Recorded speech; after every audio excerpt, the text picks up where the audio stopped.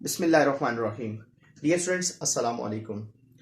आज हम unit 2 9th class physics का काइनेमेटिक्स स्टार्ट करने जा रहे हैं। काइनेमेटिक्स को पढ़ने से पहले मैं थोड़ा सा बेस से स्टार्ट करूंगा और काइनेमेटिक्स की बेस है मैकेनिक्स। स्टूडेंट्स, मैकेनिक्स को हम कुछ इस तरह से डिफाइन करते हैं: branch of physics that deals about motion, that discuss about motion is called mechanics. Physics की वो ब्रांच जो मोशन के बारे में डिस्कस करे। मोशन जो है वो क्या टाइप्स ऑफ मोशन होती हैं, क्या रूल्स रेगुलेशंस, उसकी इक्वेशंस, ईच एंड एवरीथिंग, वो हम मैकेनिक्स में डिस्कस करते हैं। तो मोशन के बारे में डिस्कशन करने वाली फिजिक्स की ब्रांच मैकेनिक्स है। So it's mechanics is further divided into branches, first kinematics and second dynamics. Kinematics and dynamics both are branches of mechanics, so it should be very clear that both will discuss about motion. अगर दोनों motion के बारे में discuss करती हैं तो फिर दोनों में डिफरेंस क्या है? यस स्टूडेंट्स, डिफरेंस ये है कि kinematics is the branch of mechanics that discuss about motion without reference to cause of motion, कि इसमें हम कॉज ऑफ मोशन का रेफरेंस नहीं देते, उसको डिस्कस नहीं करते, हम कॉज ऑफ मोशन को डिस्कस नहीं करते। स्टूडेंट्स, कॉज ऑफ मोशन होता है फोर्स। देखिए ना, मैं फॉर एग्जांपल एक बॉडी को, इस मार्कर को मूव करता हूं, तो इसको मार्कर को एक जगह से दूसरी जगह मूव करने के लिए मुझे फोर्स लगानी पड़ेगी। तो हम काइनेमेटिक्स में we are not going to discuss the cause of motion, हम इस पे कॉज ऑफ मोशन डिस्कस नहीं करते। सेकंड है dynamics. Yes, in dynamics we discuss the cause of motion. Dynamics को कैसे डिफाइन करते हैं? Branch of mechanics that discuss about motion with reference to cause of motion, या that is cause of motion is actually force. तो हम इसमें cause of motion discuss करते हैं स्टूडेंट्स। अब देखिए, मैं एक स्टेटमेंट पढ़ने जा रहा हूं। Let a car is moving with velocity 5 meter per second. After 2 seconds, its velocity become 10 meter per second. अब देखें, इस स्टेटमेंट में मैंने फोर्स का रेफरेंस नहीं दिया, so it is according to kinematics. अब इसी स्टेटमेंट को मैं, इसी तरह की स्टेटमेंट को अगर ऐसे पढ़ूं, let a car is moving with 5 metre per second velocity, after 2 second its velocity becomes 10 metre per second by applying force of 10 newton. Students, now it is dynamics. अब इसको हम डायनामिक्स कहेंगे because now we have discuss the cause of motion that is force actually. अब देखिए, इसके बाद students, kinematics की जो एग्जांपल्स है ना, वो है इक्वेशंस ऑफ मोशन। आप देखिएगा, इक्वेशंस ऑफ मोशन के जो एक्सप्रेशन हम पढ़ेंगे, v f is equal to, चले मैं यहां पे लिखता हूं फॉर एग्जांपल, ये देखें, v f is equal to first equation of motion, हमने इसको ग्राफिकली प्रूव करना है। Vf is equal to Vi plus At.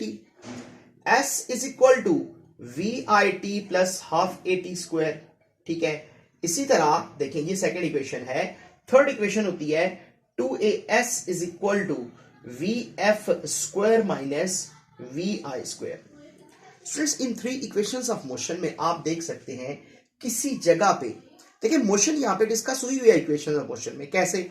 ये देखें, body is changing its velocity vi from vi to vf, acceleration also, body is having also acceleration, body is covering some distance here in second equation, body is covering some distance in third equation. So whenever the body is covering distance or the velocity of a body is changing, three equations of motion are actually discussion of motion according with respect to equation, okay, या according to equation. तो देखिए, ये equations of motion है, ये motion को basically क्या करती है, डिस्कस करती है। ठीक है, इसी तरह आप देखें, जब हम न्यूटन लॉज को डिस्कस करते हैं स्टूडेंट्स, तो वो न्यूटन लॉज, जब मैं डायनेमिक्स हम पढ़ेंगे तो मैं उसमें बताऊंगा, न्यूटन लॉज में फोर्स का रेफरेंस दिया जाता है। So Newton laws are according to the, तो इसमें हम देखें, हम डिस्कस करते हैं, फोर्स को डिस्कस करते हैं न्यूटन लॉज में। तो स्टूडेंट्स, हमें क्या पता चला, मैकेनिक्स जो मेन मतलब फिजिक्स की ब्रांच थी, वो मोशन के बारे में डिस्कस करती है। काइनेमेटिक्स भी मोशन के बारे में डिस्कस करती है, but without giving the reference, without going to discuss about cause of motion. Force को डिस्कस हम नहीं करते, इसमें हम फोर्स को डिस्कस करते हैं। इसकी एग्जांपल है डायनेमिक्स की, जो है वो न्यूटन लॉज है और इसकी इक्वेशंस ऑफ मोशन है। अब स्टूडेंट्स यहाँ पे एक माइंड में क्वेश्चन आता है कि is it possible that a body is moving without force? ठीक है, फोर्स लगाए बगैर हम किसी बॉडी को मूव कर सकते हैं। स्टार्ट में तो देखें कुछ ना कुछ फोर्स हमें लगानी पड़ती है, चले फिर बाद में नेट फोर्स जीरो हो सकती है।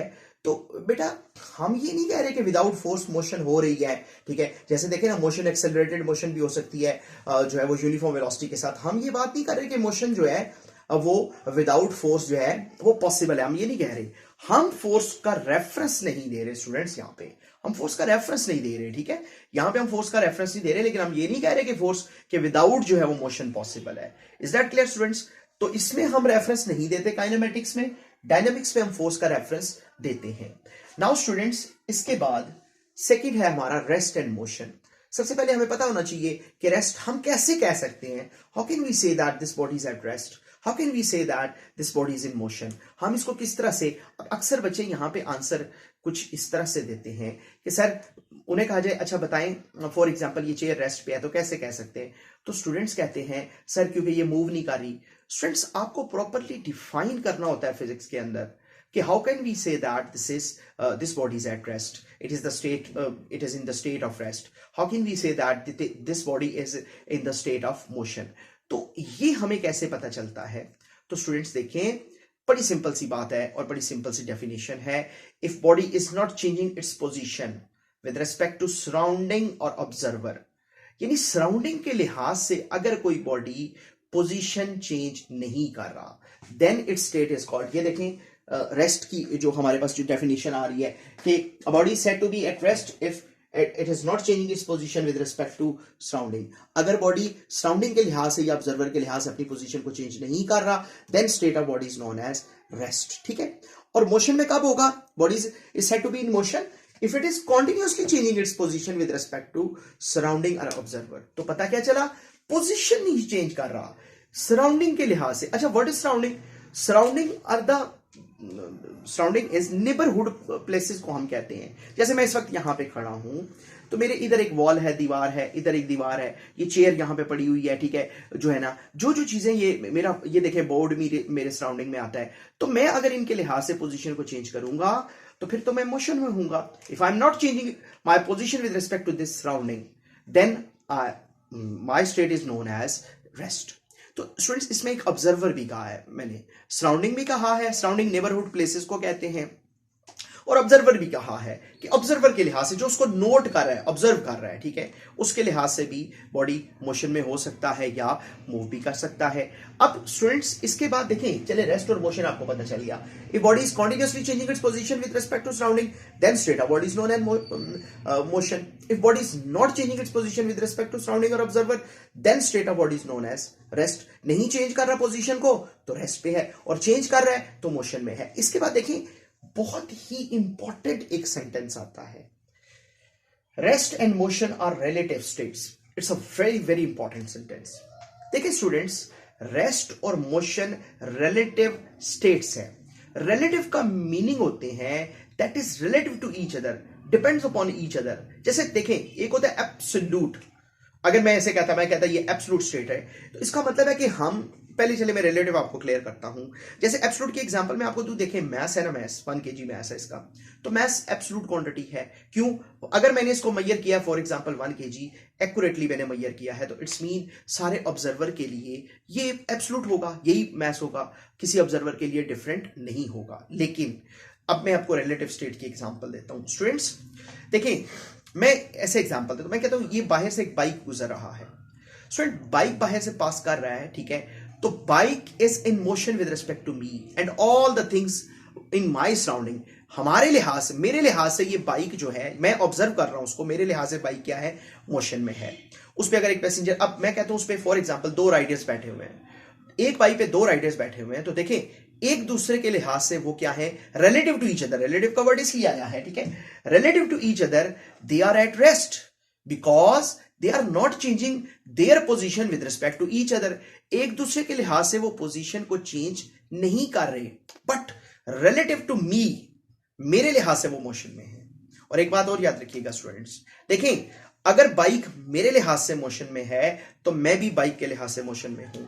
अगर जिस बिल्डिंग में मैं इस वक्त खड़ा हूं उस बिल्डिंग के लिहाज से बाइक मोशन में है, so it should be very clear that the building is also in motion with respect to bike. तो देखिए, हमने किसको सराउंडिंग कंसिडर किया है, हमने ऑब्जर्वर किसको कंसिडर किया है, हम उसके अकॉर्डिंगली बात करेंगे स्टूडेंट्स। ठीक है, तो मतलब अगर एक कार बाइक से मूव कर रही है स्टूडेंट्स, पैसेंजर कार में जो बैठे हुए हैं तो वो एक दूसरे के लिहाज से क्या होंगे, वो एक दूसरे के लिहाज से रेस्ट पे होंगे। लेकिन अगर पैसेंजर्स, फॉर एग्जांपल मैं अगर बात करूं कि पैसेंजर जो बाहर जो बंदा खड़ा है उसके लिहाज से क्या होंगे, मोशन में होंगे। अब स्टूडेंट्स देखें, इसी से एक क्वेश्चन माइंड में आता है, एक क्वेश्चन आता है कि क्या is it possible that body is at a time at rest और एंड ऑल्सो इन मोशन? क्या ये पॉसिबल है कि body at a time rest पे भी हो और मोशन में भी हो? Yes, it is possible. The passenger sitting in the bus और at rest with respect to each other. अगर वो पैसेंजर एक गाड़ी के अंदर मूव नहीं कर रहे तो वो चूंकि पोजीशन नहीं चेंज कर रहे एक दूसरे के लिहाज से, तो वो एक दूसरे के लिहाज से क्या होंगे, रेस्ट पे होंगे। But the person standing outside, the passengers are in motion and bus is also in motion with respect to the person standing outside. तो एट अ टाइम एक बॉडी रेस्ट पे भी हो सकता है किसी एक ऑब्जर्वर के लिहाज से, और मोशन में भी हो सकता है। सो स्टूडेंट्स, ये हमारा आज के बेसिक 4 जो है वो टॉपिक्स थे। ठीक है, हमने मैकेनिक्स पढ़ा। मैकेनिक्स हमने पढ़ा कि it is the branch of physics that discuss about the, देखिए हमने डिस्कस किया कि mechanics branch of physics that discuss about motion. Mechanics is further divided in 2 types, kinematics and dynamics. Both are going to discuss about motion, लेकिन kinematics में हम force का reference नहीं देते, काज ऑफ मोशन का reference नहीं देते।